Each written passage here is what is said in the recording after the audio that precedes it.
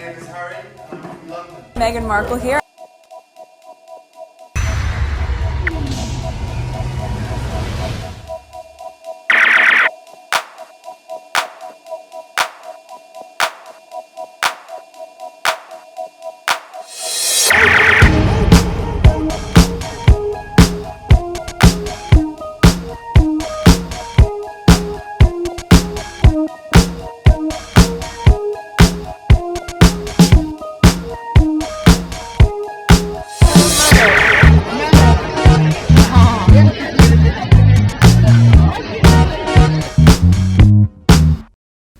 Today is May 14, 2025. It is 12:46 p.m.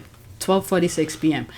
I came from the gym and I just posted some stuff on my community board regarding some polling, something like this. Where it's 2025, it's still conducting popularity poll on Duchess Meghan. So I shared this on my community, but what I'm going to talk about is not about Meghan.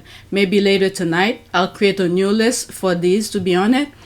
I've been putting a list together a couple of days, and it's a lot. And I hope not to stay too long on them regarding the Afrikaners that's coming to the US.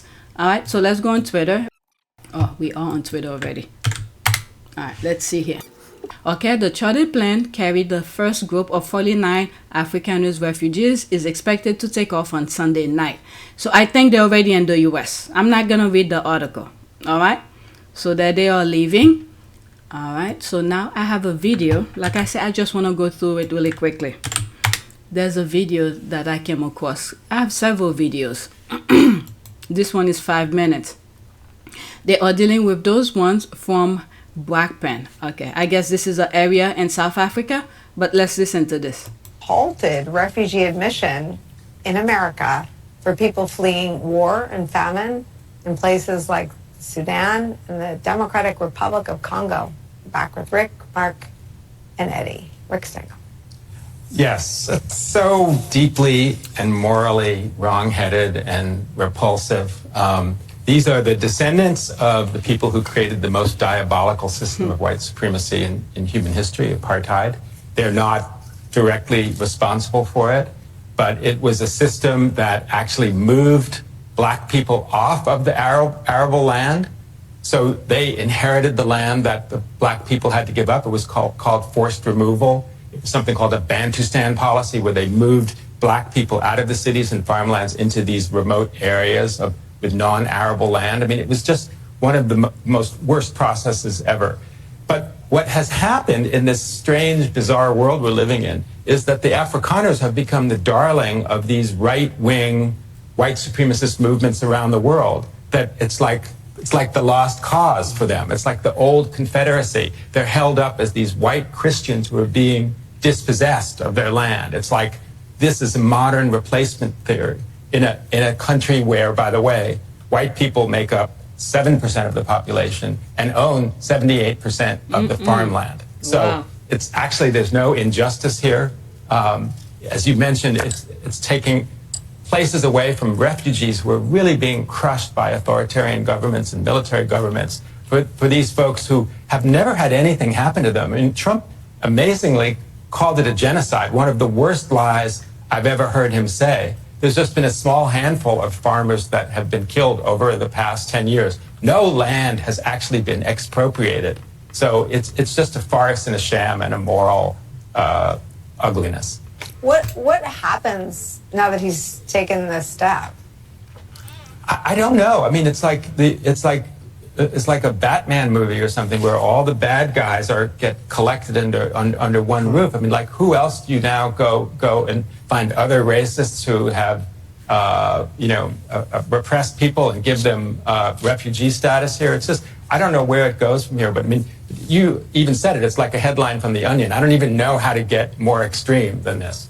You know, I think it's important for us to understand that the Trump administration is a lot of things. But one thing it certainly is a white nationalist project.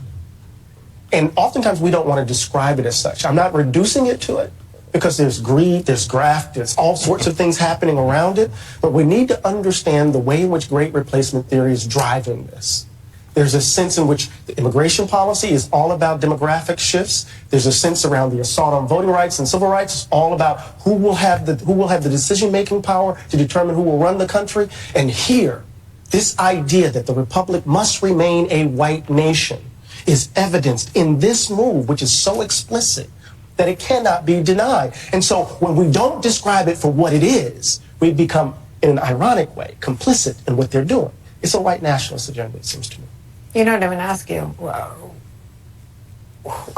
Where are the Democratic voices offering a different message to the world about who America is today, right now, as this is happening? Look, I think you showed Chris Murphy. I think he's one of the people speaking out. And I think that Democrats are speaking out. I think the problem is that just in the time that we've been here, we have talked about Donald Trump accepting a $400 million aircraft from a royal family. We have talked about this instance of white nationalism, which I completely agree. I mean, if Donald Trump just didn't want immigrants, you'd have all of the terribleness we have. But it actually turns out he does want some immigrants. He wants the white Christians from South Africa to be immigrants to this country. You began, when we first sat down, talking about the rationing of pencils. Right? A world in which the 11-year-old girl has a quota on the number of pencils she can have. Yes. All of these are of a part. They are all of Donald Trump, who wants to be a strongman. He wants to be a dictator. He wants to be able to dictate how he flies, how he lives, who he associates with. He likes associating. I think he likes that he got a plane from a royal family. I don't think he would have taken the plane if it had come from Sweden or Switzerland. I think he liked the idea that it came from, a regime in the Middle East that is run by a royal family. And against that backdrop, you have Democrats trying to fight each of these fires when really what it is just one big blaze. And I think we need to understand that there is, as Eddie said, a through line that connects all of these things together. Thank you guys for connecting all of these things together and for being here with me, Rick, Mark. I don't even know what to say. So many lives virtually whole have been messed up with what this guy has been doing, and we are only 5 months into his presidency. My question is, with those Afrikaners who's coming in, do they give them citizenship right away? Because I think he probably gonna want them to be able to vote. And those people he removed are people who will not be voting for him. Well, then again, there were some people who voted against their best interest. He got them out anyway. I don't know. All right, so let's go to the next tweet. I don't know if it's a video. Okay, it's a video. All right. White South African activist Pieter Kriel, okay, he tagged them, sends urgent letter to Americans stating that the 49 white South Africans who arrived in the US today are not fleeing genocide. He said that while whites make up 7% of South Africa's population, they still control 70% of the country's resources, arguing that the real fear is not violence, but equality. Watch. All right, so the same percentage was said on that CNN video I just heard.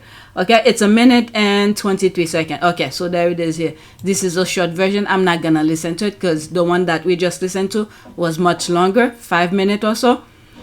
So, all right, so let's listen to him. Afrikaners who fled to the US, calling themselves refugees. You are not refugees. You are just a case study of white flight dressed up as martyrdom. You're not escaping violence, you're escaping equality. South Africa didn't chase you away. You ran. Yes, South Africa is one of the most violent countries in the world. Yes, brutality exists. But let's be honest, violence affects all communities, not just white farmers. Black, colored, Indian, and yes, white people are all targets of a national crime crisis. What we have is a breakdown in safety, not a white genocide. This is not ethnic cleansing, it's criminal collapse, and running to the US won't fix it. You are part of a 7% minority, but somehow still manages to control over 70% of the wealth. That is not persecution, that's privilege on a guilt trip. And let's be real, if we tried to relocate just half of the Afrikaans population, it would take decades, billions in logistics, and you'd still end up culturally homeless in a country that don't want your apartheid baggage. You're not brave, you're not victims. You're scared of a world where you don't get to be in charge, and that makes the rest of the Afrikaans community cringe, because you make us look weak. South Africa is broken, and it's our problem to solve. So if you don't have the spine to do so, stay gone. Okay, let me see if there's any videos below that. Okay, so these are other things. I don't want to get too caught up on all of the conversation. So look at this here, victims of genocide. Okay, so they're showing the difference. The black people who's running from genocide, and this is the victim of privilege. All right, so let's go to the next tweet. I don't know if it's a video. Yes, it is. So this is when it first started, when they were leaving. At least 49 Afrikaners are leaving South Africa as refugees for the United States. Okay, 40 seconds. On the travel, of course, we know other government departments were also involved in this, but he does speak for the logistics around this. And as I said, a very strong police presence here, even being asked, as I said, to move away and to not disturb operations. And we did try to speak to some of those who are departing. I'm going to step out just so you can see some of them. And they did decline to speak to us, not wanting to speak to us, saying that, oh, some of them said no comment, some of them just saying they're not interested, and others saying that we will not be speaking while we are in South Africa. Cindy. All right, Hloni, thank you so much. ENCA reporter Hloni Mtimkhulu out at OR Tambo International Airport. Okay, it's playing again. So there's this comment here. Lazy ones, they failed to steal during apartheid. Alright, so there's a lot of comments here. I was looking for videos below it. There's another video I have. I'm skipping a lot because I have a lot of tweets to share with you. If I read all of those comments, I'll never finish. Okay, so there's a continuation of that first video. The first group of 49 Afrikaners refugees is leaving South Africa for the United States today. ENCA's, okay, she tagged somebody, has the latest from the Tambo International Airport. Okay, almost 3 minutes.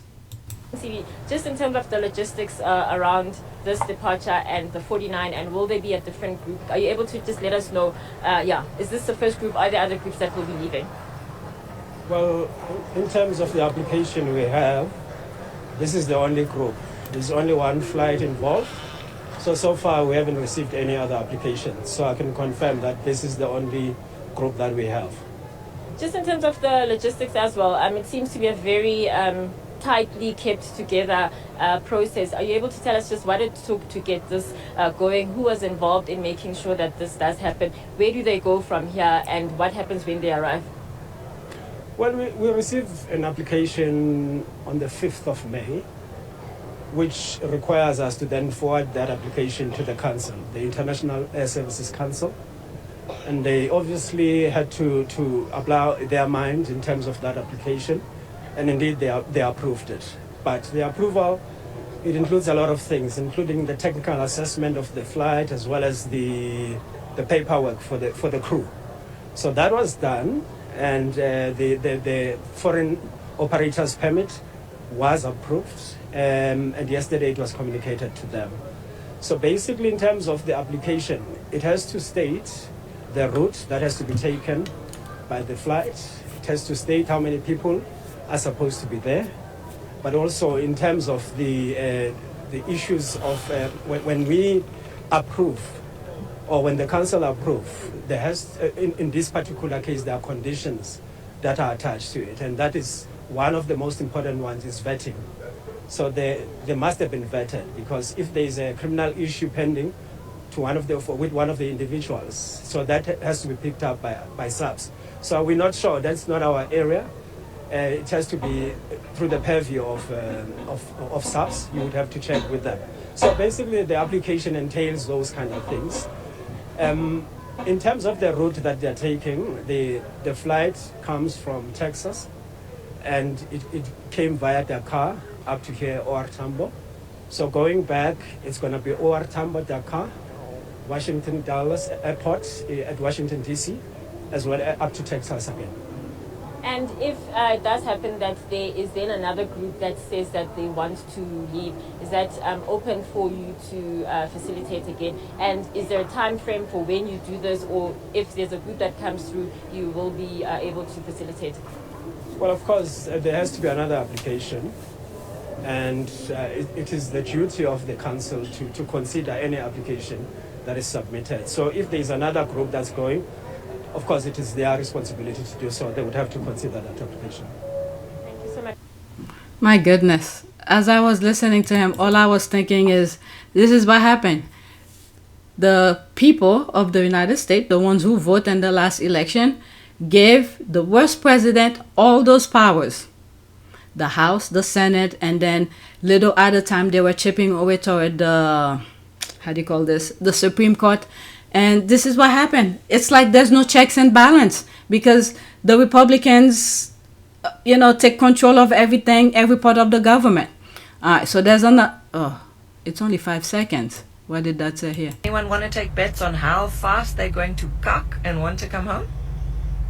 Anyone want to take... They're going to want to come back home.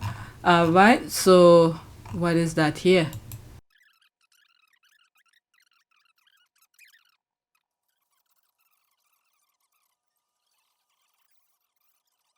What is that? You know what? Let me just stop. Let me focus on my thing. I don't know.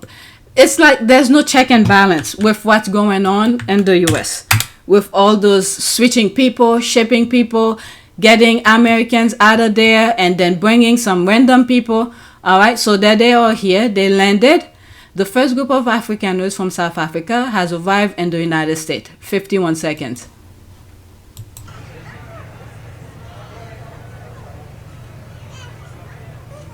Okay, there's not that much going on.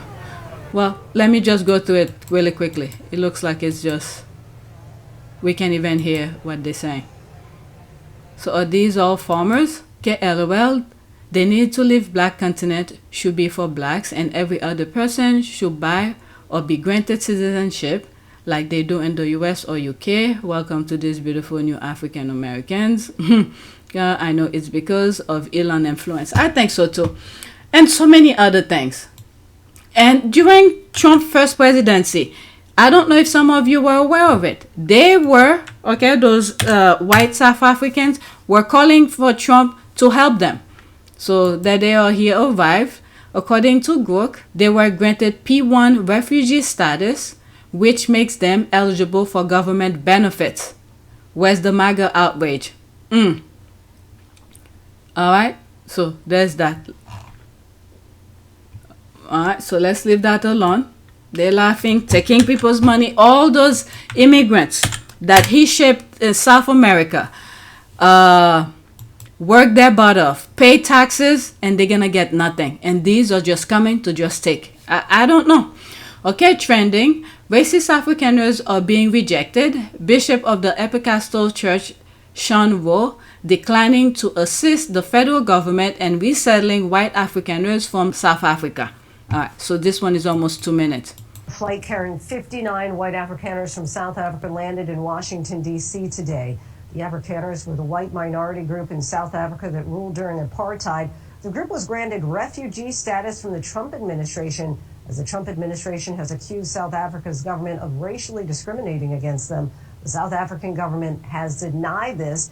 This all comes as the administration as a whole has essentially halted all other refugee admissions. The Episcopal Church was ordered by the government to help resettle the Afrikaners, but today the church took a stand, terminated its relationship with the federal government, citing a moral opposition to resettling the white Afrikaners. Joining us now is the presiding bishop of the Episcopal Church, Bishop Sean Rowe. Bishop, thank you so much for joining us tonight.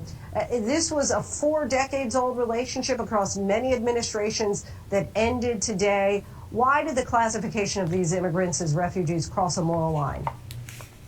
Well, the reality is we can't be ourselves in the Episcopal Church and take the step of resettling white Afrikaners from South Africa. Our church has a long commitment to racial justice and reconciliation. and we have historic ties with the Anglican Church of South Africa. Desmond Tutu is a part of a partner in He's dead. a partner in this work for us. So we're just not able to take this step. It's not in line with anything that we're about, and it also saddens us to see that other refugees who are being denied entrance to the United States are people, brave people who've worked alongside of our military in Iraq and Afghanistan, now face danger, have been in camps for a long time and aren't being allowed in. And so this is just, the program no longer aligns with where we are as a church and what we're about. Any more videos? People are laughing here. It is distasteful that the church has decided to play God in this. The Episcopal Church consists of 1% of America. Won't that be because the money was cut off? U.S. aid. This tax for church is still going. They even sold their houses to sleep in the church. Oh, these people that came, they did that? Okay, if the Episcopal Church says no, get on here, guys. More boys. Okay, so let's go to the next one. I don't know what to say about that. So there's another one here, almost 2 minutes. American officials welcome 49 Afrikaners who have moved, alleging prosecution in South Africa. They are seeking refuge after U.S. President Donald Trump signed executive orders saying bad things were happening in the country to white Afrikaners. All right, almost 2 minutes. Come on. You know, I know that this is going to be, you know, any adjustment in life, any change takes a while to get used to. But I want you all to know that you are really welcome here and that we respect what you have had to deal with these last few years. We respect the long tradition of your people and what you have accomplished over the years. And I'm sure that you will be successful. As you know, a lot of you think are farmers, right? When you have quality seeds, you can put them in foreign soil and they will blossom, they will bloom. And we are excited to welcome you here to our country where we think you will bloom, and we will hopefully allow you to have fulfilling lives for your children, and then we will bloom and we will benefit alongside you. Thank you very much for coming here. Yeah. I'd like to add, again, on behalf of President Trump, Secretary No, so grateful that you guys are here. You know, everybody within DHS, we've been so excited to be able to get you guys here to process, to vet, everything, so you guys get a really warm start. After all I was tracking your flight, 12 hours, you were last night, I'm like, oh my God. So thank you for just the patience of being able to get here. Very similar to Chris, is our Secretary Landau, is that my wife came from Iran, same thing, persecution from Christianity, and she's come here, she now speaks 5 languages, she's a school teacher, she's a great American story, and we just so grateful to come and make sure that we greet you guys, we meet you, give our contact information to you, and if there's anything that we could do. My thing is, since Trump, I don't know, how is the... what's the name of that department to check your health and things like that? Then he shut it down. Did they check their health to see if they have any disease or things that they may have with them? I don't know. All right, so there's this here. Few minutes after speech. Okay, I cannot read that. So this is somewhere in South Africa, I guess. Okay, so he's dancing. I don't want to get flagged for it. I'm assuming this is in South Africa. He's having a ball. Alright, let's go to the next tweet. So that was them. These refugees are coming to eat our dogs and cats. But, you know, it's just people throwing shade back at Trump kind of thing. Alright, for calling other immigrants things. Alright, so there's this video here. Let's see what this video has to say. American, feel free to watch, but please try and get it to the Americans. My name is Bianca van Wyk, born in South Africa, live in South Africa. Today you will be welcoming the so-called white Afrikaans refugees. They are there based on an offer made to them, which I must say was informed by disinformation about South Africa. Now, I've seen a lot of takes on who Americans think they are receiving. Okay, you are not getting successful, professional, white, middle class South Africans that are fleeing South Africa. There's a video that I did several years ago on PYTE. It was this Brit who traveled and did a documentary of white South Africans. I don't remember the title of it. I think I have the face of the guy who did the documentary, and went to look at where they were living, situation, and it looks like they segregate themselves into like a how do they call this? Like a trailer, a park kind of thing, the way they were living. So I'm assuming these are probably the same group, but let's continue. The people you are getting are the people that believe that there is discrimination against them based on their race. Keep in mind, we live in the most unequal country in the world. We have, for instance, 70% of agricultural land and agricultural holdings are owned by white South Africans. 62 to 68% of top leadership positions in corporate are filled by white males. There is a huge salary disparity between white South Africans and the rest of the population.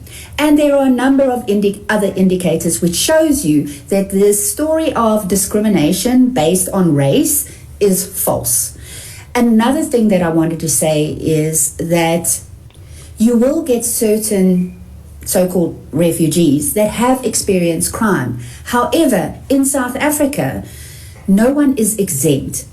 These people that you are welcoming assume because they're white, they should not experience crime. The people most affected by crime in South Africa happen to be black people that live in poverty. So as you open your doors and welcome people, and you're going to get a lot of information and disinformation from these people, please do keep that in mind. Oh, I also would like to say all the best and good luck to the Americans. Okay, so I'm glad many of them are speaking up. So that's the same one again. Any other videos?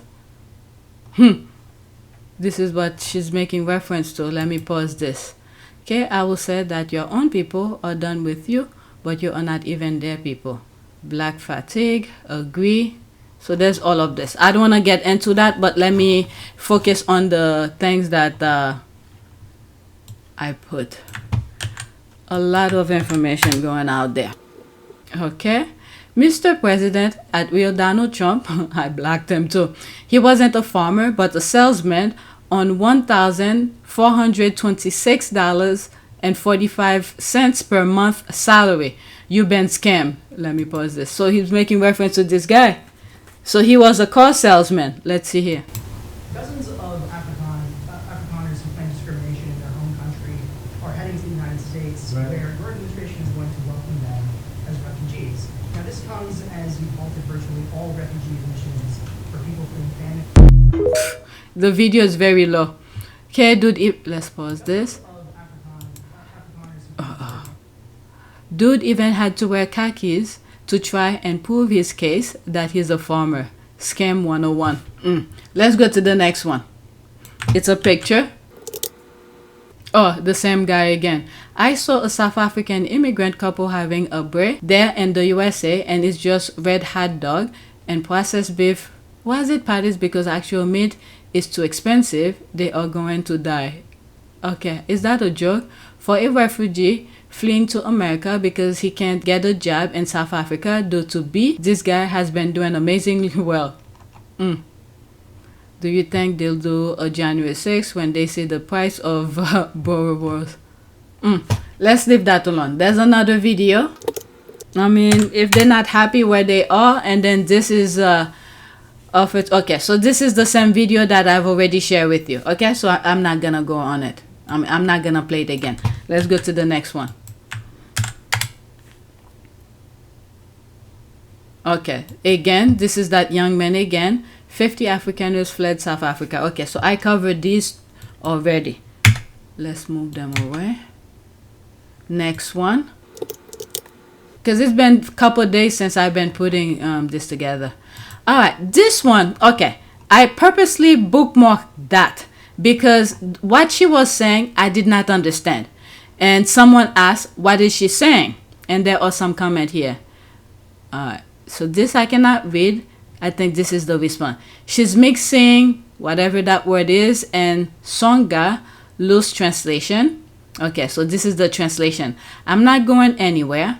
What will I be going to America for? I'm not lost. I know where home is. Even if you try to kick me out or yell at me, you won't succeed. I'm staying right here with you, whether you like it or not. Okay, so this is the, I'm assuming this is the translation. I'm gonna let it play just in case you guys understand. It's only 35 seconds, okay? Screenshot. Mwana ubabe, nice na baizan. Anke baizi. Aunal mogianu. Akuna kahelo ni tsama kwala ni fambi. Ngafamba ni Amerika na enlai pela men la sekang. Anke zuga fiela na mo pilun viaga ga Yesu gi audziva. Aunal mogianu molgan ragi sana loko mon chacha. Ngen koti. Ni ani kahelo mentwina ni ta tsama kwala na ngwe. Orole zerradra le zerradri. Aunal mogianu. Okay, it's playing again. It's playing again. So it's from that same guy I was showing earlier and dancing somewhere in South Africa. So let's go to the next one. All right, so pretty much she says she's not going anywhere. Next tweet. It's a video again. Okay, so there's another one here, 3 minutes. White Americans don't want Afrikaners. Afrikaners are going to be farm workers in Idaho. Let's see, 3 minutes and 3 seconds. This video is for the white Afrikaners who are coming to the United States. I think you've already landed here. And I know that some of the folks who met you at the airport told you, welcome, we're so glad you're here. Most of us aren't glad you're here, okay? We don't want you here. We never wanted you here. And furthermore, I noticed they're gonna settle you in Idaho, Ohio, and North Carolina. I will tell you they're not our finest states, so they're a good fit for you. I understand that many of you are farmers, and I've seen a lot of people say, oh, that's great, we need more farmers. Sorry to say we don't.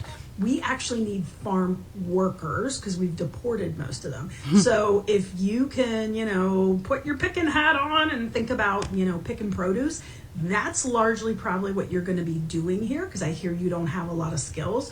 I would also say that you're not going to have to hold just one job, but probably 2 or 3 to make up for your quality of life that you had back in South Africa. There'll be no servants working for $2 a day. There's none of that here. So you're the servant who's working for $2 a day. So enjoy that. You're gonna have to pay for your health care, and ordinarily, because you're a refugee who's being discriminated against, you would go on Medicaid, but guess what? The Republicans just cut Medicaid. So I don't think you're going to have that option for healthcare. So maybe you'll do without. I don't know. And honestly, I don't care. I did notice that the Episcopalian Church had a program with the government where they would, they would resettle and help, refugees resettle. They find you all to be so onerous, they terminated the partnership with the government. And they said, yeah, we won't be resettling those folks. Other things that you need to know about. Wow.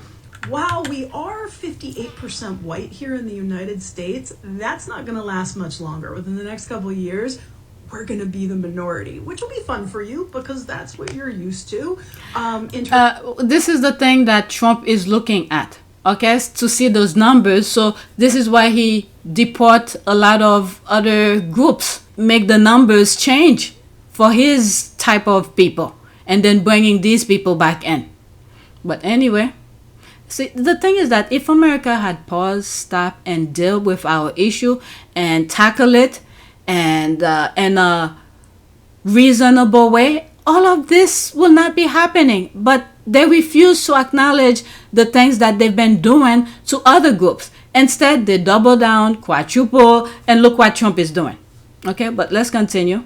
Interestingly enough, we have a ton of Latinos. We're the second largest Spanish-speaking country in the world. So for you, if you could stop speaking that dirty, guttural, whatever it is, German, French, Dutch thing that you speak, that Afrikaans, nobody wants to hear that shit. So you can speak English or you can speak Spanish, which is really the second language. What is it? Then Trump said something about English is the official language in the United States when he became president or something like that. Let me pause and go search that. I thought he said it. You know what? Let's finish with this video first. Here. In terms of other things that you need to... Oh, and the other thing, I sort of disagree with her, the way she sort of downplay other people's languages. I'm a little bit...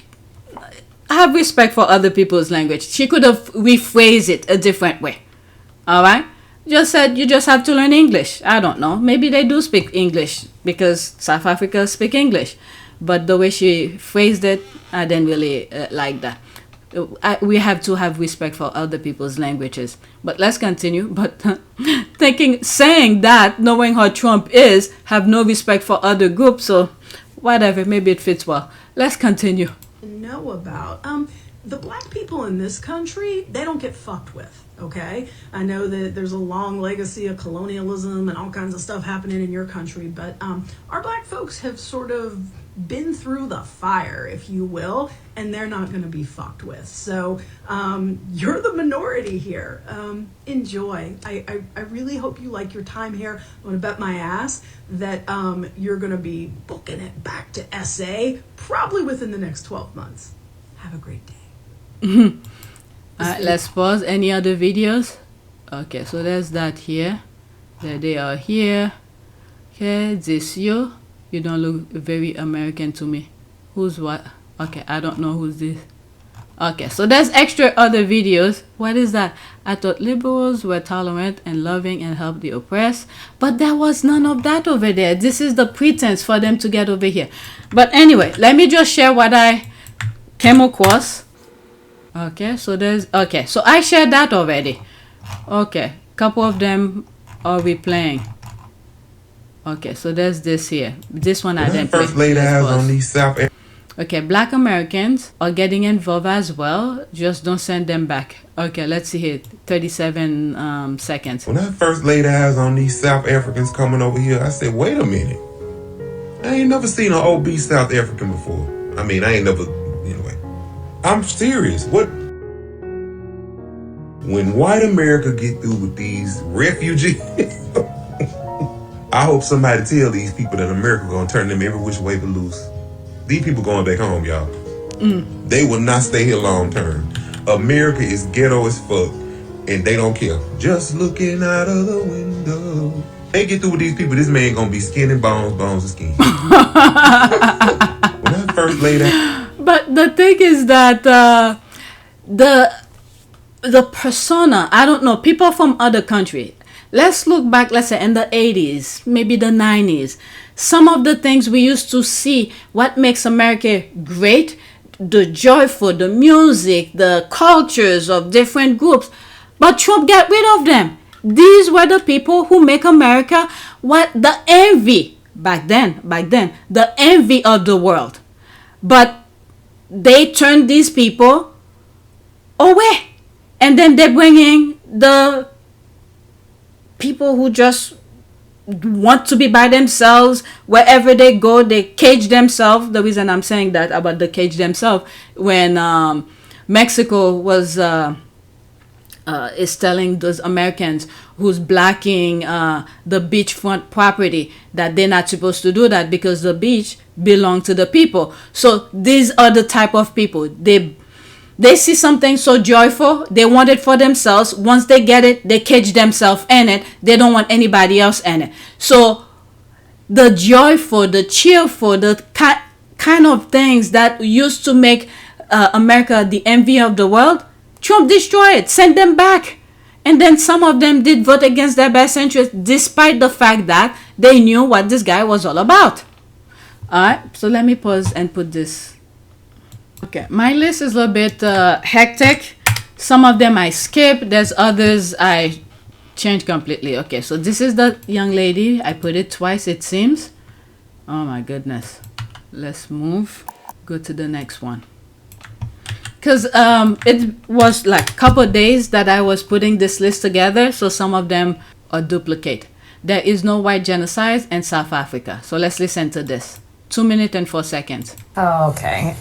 So if you think about the history of South Africa, it being under an apartheid system, where I think it is 80% of the population that are black Africans only own 4% of the land. That is because they were put in shanty towns and moved into areas where they had no rights. And so 30 plus years ago, they went through a the apartheid system ended, and they reformed their constitution under the great leader of Nelson Mandela. And that allowed for a racial reconciliation, one that this country has yet to do. But South Africa did it, and they reformed their constitution, and part of that is that the people who are native to that land deserve their rightful land back. That is not what the Afrikaners actually want to have happen, which are the white Africans, and so who are not originally from... Based from some of the videos that I've shared, okay? On this video that I'm talking in right now, some white African we're talking about. So it's not all of them have the same mindset, but let's continue. I don't know the history too much of South Africa. I know a little bit, but the way this guy is looking at her is like, but anyway, let's continue. Africa, who colonized South Africa also. And so that is what they are saying is discrimination. Now, if the constitution in South Africa is discriminatory, they have their checks and balances in that land, just like we do. And that is for them to, so if the Afrikaners don't actually like the land, they can leave that country. They are. They're leaving to come here. No. They can These refugees are coming here. They can actually leave and go to where their native land is, which is probably Germany. Are you against them coming here? Holland, probably. Holland. Are you yes. against them coming here? I'm against the hypocrisy of this administration. No, that's not the question. The question is, are you against them coming here? If there was actually a genocide happening, like there is in other places in Sudan, in the Congo, I'm not opposed for Congolese and for the Sudanese to come to Africa, just like I'm not opposed to Venezuelans and South Americans coming to America if they are fleeing and looking for asylum. What I am just against, these 50 people you're what against. I am against, it's not about being against them. What I am against is that they are being given special treatment when there is not a genocide happening in South Africa, and they just don't like the law of the land. Well, and according to her and some of the videos that I have just said, I've just shared with you, people from South Africa, white African, were saying there's none of that. There are crimes in South Africa, but it doesn't differentiate who, whatever. I mean, it would be best there will be no crime, but from what I've heard, it's just there are crime. All right? It's not just on one specific group.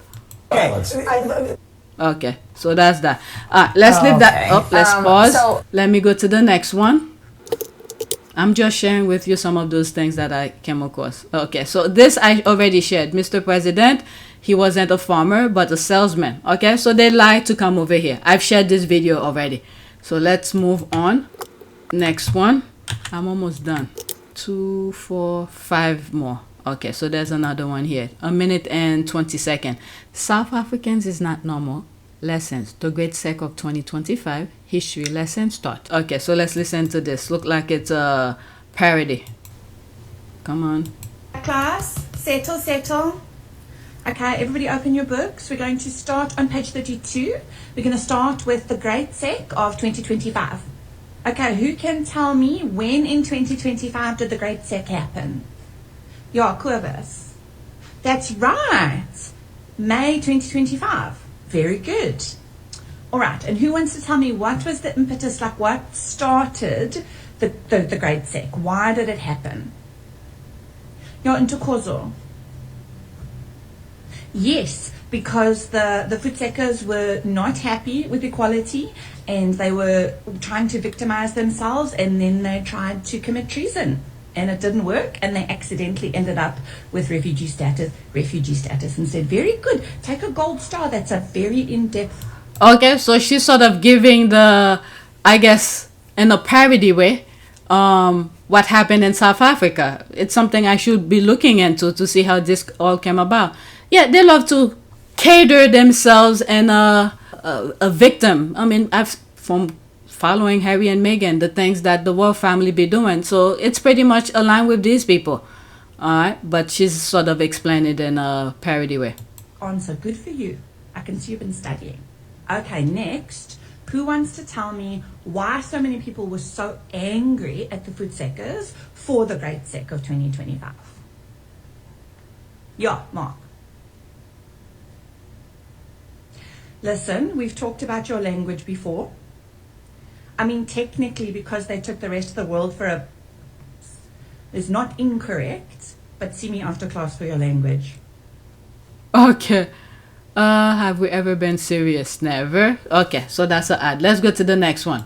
It's another video. Maybe we'll learn a thing or two. Okay, did I put that again? Wow. A white South African woman speak on the group of South African refugees that have just entered the US. Take a listen. Okay, I shared this already. Maybe it was because of this guy. Let me pause. Okay, so I went on it. It's on the list. Let's listen. A man who is married to a white Afrikaner speaks on the white Afrikaners refugees. 1 minute and 31 seconds. Let's listen. To all of the South African Afrikaans refugees that are coming to America soon, I just want to let you know, as someone whose wife is Afrikaans, who's been to South Africa multiple times, you're going to have a bad time. There's no white genocide happening in South Africa. You have crime that's happening as a result of racism-fueled generational economic inequality, the same thing that's happening in America. We're just a couple decades ahead of you on the unchecked capitalism timeline. But I have good news for you. You don't have to worry about the cheap exploited labor rising up against you anymore, because now that you're in America, you'll get to be the cheap exploited labor. If you were middle class or upper middle class in South Africa and you come to America, you're poor now. Really poor. You're not going to have maids and gardeners and personal servants that you can pay $15 a day for. Now you get to be the cheap labor. But by all means, please come to America and experience the American capitalism that Elon Musk's been raving about to you. You'll probably love it. You know, what do I know? There's probably very little chance that you'll end up going back to South Africa in a year or two after realizing how overpriced and fucked up America is. I wouldn't even worry about that as a possibility. And if you think I'm being mean to these people because I think they're a bunch of racist, bigoted colonizers who wish they could go back to apartheid South Africa, it's just because I do think that. But to them, I say, welcome to the American dream. Please let me know when you've woken up from it. Okay, again, I do not know the full story, the history of South Africa, but I'm just sharing with you some of these things. Is that the same thing again? Trending racist... Okay, trending racist Afrikaners are being rejected. Bishop of the Episcopal Church. Okay, I shared that already. Okay, again, I've been putting this list together for days, so it seems like each time I come across them, I put them back on the list again, or maybe different retweets. All right, let's go to the next one. Okay, these refugees are coming. Okay, again, I put this like twice.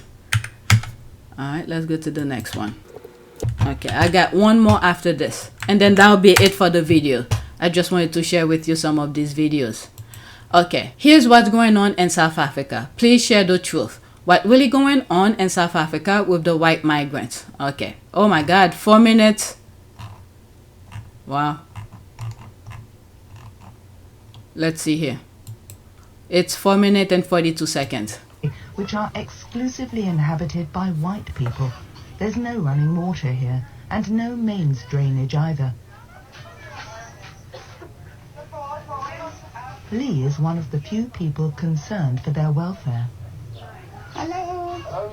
I mean, I would have understood if these people wanted to leave and then there'll be something better in America for them. But from what I'm hearing, the others that left, some sold their house to go to America. But okay, but let's listen.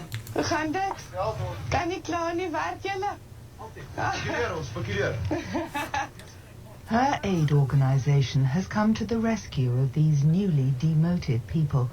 Not long ago, the 300 residents of this township were perfectly integrated into society.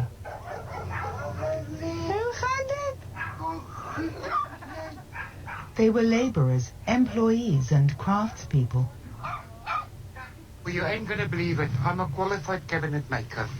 And I went to a firm Their words to me was, sorry, Mr. Kutsia, you are white. Haven't got a job. In South Africa, law states that from now on, companies must hire people of colour as a priority. The consequence is that, just like Andre and his wife, many white people have found themselves without jobs. In this country, where benefits are practically non-existent, the downfall is brutal. The couple live in this corrugated iron house with a clay floor and struggle to have enough to eat. So I'm going to make curry and rice now. I'm going to cook curry and rice for you guys, all of you. Remember me? I'm very hungry. Okay. Me? This time you're going to cook for us. I did. The other day I made pap and sauce and boars. So it was you. No wonder it was so nice. Once a week, Lee provides them with a generous lunch. For many of them, it'll be their only meal all day.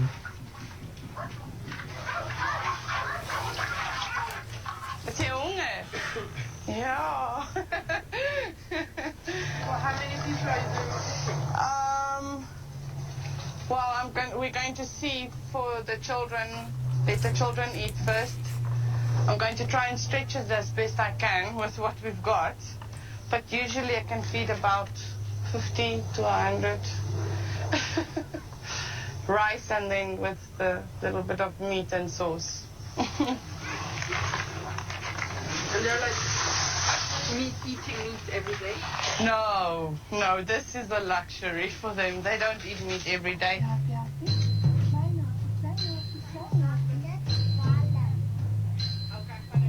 Jaden is going for his third plate now. He wants more. Yeah. The organization also provides them with food supplies, but as often happens, the distribution of it is interrupted by some uninvited guests. These men and women, who have come from a neighbouring shanty town, are members of a radical political party. Their hats bear the initials EFF, the Economic Freedom Fighters. It's a movement whose aim is to give back the country's riches to black people.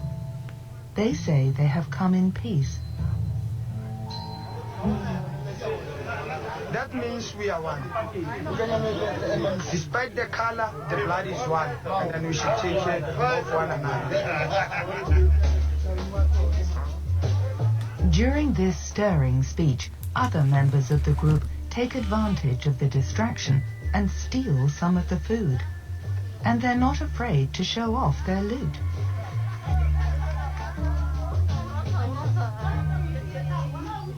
They just came in here and took the poor people's food. You saw. We all saw it. He saw it. But yet we must not say a word because they are the ones that are previously disadvantaged, so it is owed to them. And we have to do restitution. You say it's the same as us. We are one blood, so we are all the same together. You are an international journalist, my darling. He'll say that. He's politically correct. They will never, ever admit on camera what's going on. Never. So what's going on? What's going on is reverse apartheid. Alright, so that's that. I don't know. I'm just sharing what reality. Okay. One thing for sure, you cannot blame the current state on black Africans there, when in fact, let me pause this. Alright. When in fact it was white Europeans who came and there's money sign here, raided all of South Africa, forcing the native out. So if there's anyone to blame for the current state of affairs, I start there. Okay, a socialist hellhole. Okay, so what is that? This one is 51 seconds. In South Africa, over 55% of the population lives below the poverty line, with African women constituting the bulk of poverty victims. In informal settlements, many women reside in makeshift shacks, lacking basic necessities like proper flooring and reliable electricity. The challenges are compounded by the absence of fathers. Over 60% of children grow up without their biological fathers, leaving women to shoulder the burden alone. Despite these hardships, Their resilience endures, a testament to strength in the face of adversity. Let's stand together to change this narrative.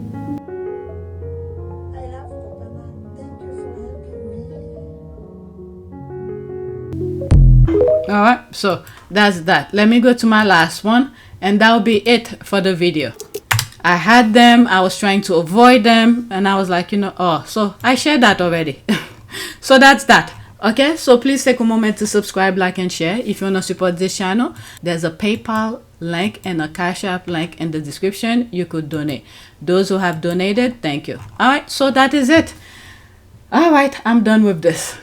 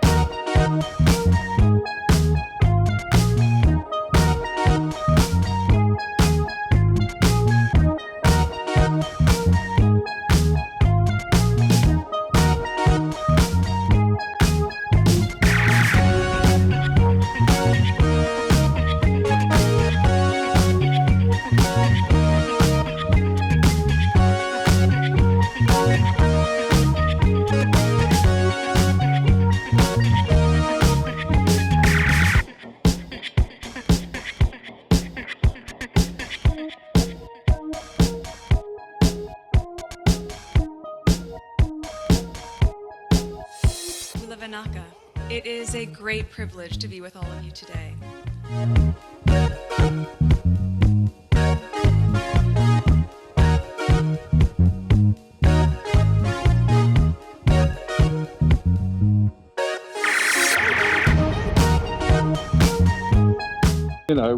We ask for forgiveness and please come back.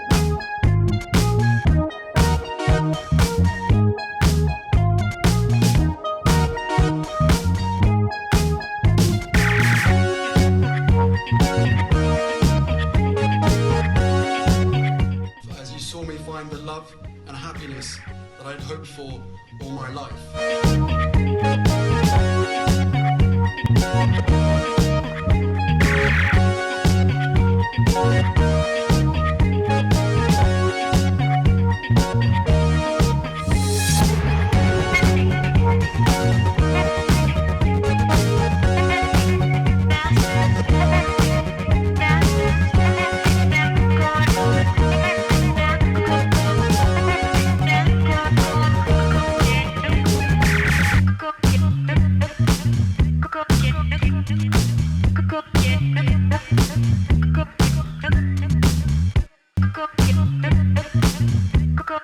You are all in this together, and if I may speak personally, we are all in this together, because asking for help was one of the best decisions that I ever made.